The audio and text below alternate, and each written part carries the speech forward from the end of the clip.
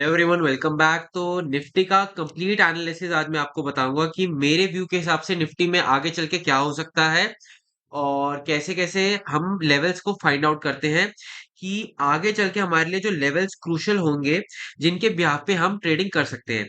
ये पहली बात तो है कि ये जो चार्ट है वो है वीकली चार्ट। ठीक है, वीकली चार्ट के अंदर अभी हम देखेंगे कि ऑल ओवर जो मार्केट का सिनेरियो है वो क्या हमें दिखा रहा है। अगर आप यहां पर देखोगे तो ये जो बेरिश कैंडल थी इससे हमारा एक डाउन मूव आया था और उसके बाद जो है मार्केट अपसाइड पे गया।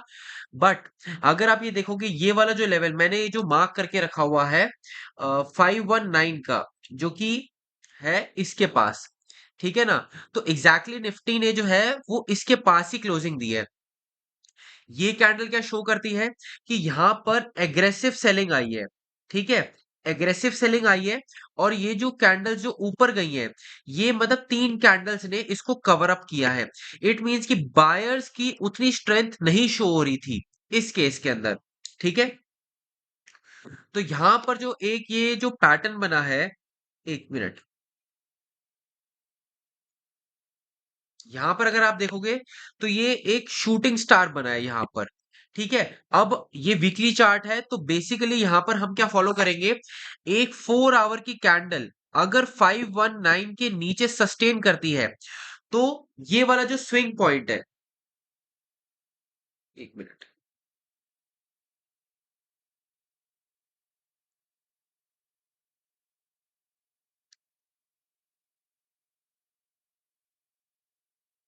अगर हम इस स्विंग पॉइंट को यहां से लेकर अपसाइड पे कनेक्ट करते हैं इस हाई पर, तो आप देखोगे हमारे पास ये जो जोन आता है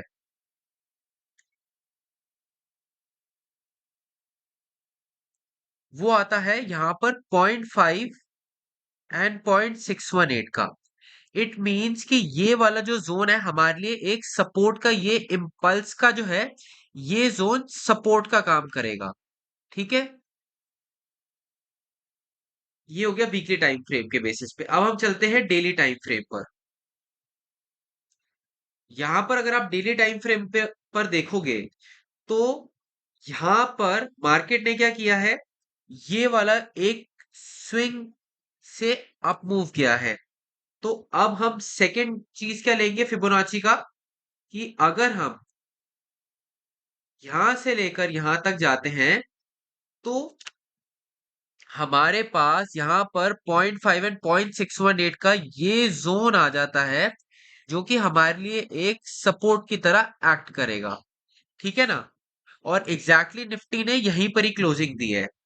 अब अगर मार्केट को स्ट्रक्चर चेंज करना है तो मार्केट क्या करेगा, ये वाला जो इम्पल्स मार्केट लेकर आया है डाउन पे, यहां से यहां तक का जो ये इम्पल्स क्रिएट हुआ है डाउन मूव का, तो इसका 0.5 एंड 0.618 का जो जोन आ रहा है वो आ रहा है लगभग 620 से लेकर 673 का। तो मार्केट अभी अगर आप देखोगे तो ये एक सिंगल अप मूव गया है, ये डाउन मूव आया है। तो अब मार्केट को अगर फॉल करना है, ठीक है, तो मार्केट यहां पर आएगा, एक लोअर हाई फॉर्मेशन हो सकती है और फिर जब मार्केट यहां से फॉल करेगा तो ये वाला जो जोन है 22356 22089 का लेवल टेस्ट हो सकता है मार्केट के अंदर। बट जैसे कि ग्लोबल सिनेरियो भी कुछ खराब चल रहे हैं न्यूज की वजह से, तो हो सकता है कि मार्केट के अंदर पैनिक क्रिएट हो।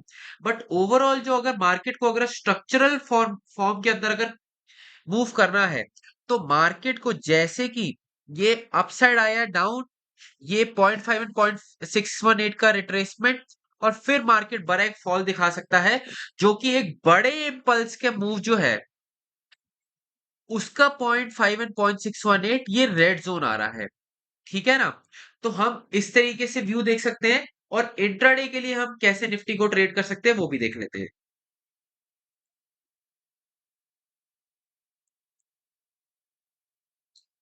अब अगर आप यहां पर देखोगे तो जैसे कि मैंने ये लेवल्स मार्क करके रखे हुए हैं और उसी के बिहाफ पर हम क्या देख सकते हैं कि ये वाला यहां से जो मार्केट आया अब गया स्ट्रेट अवे फॉल आया है।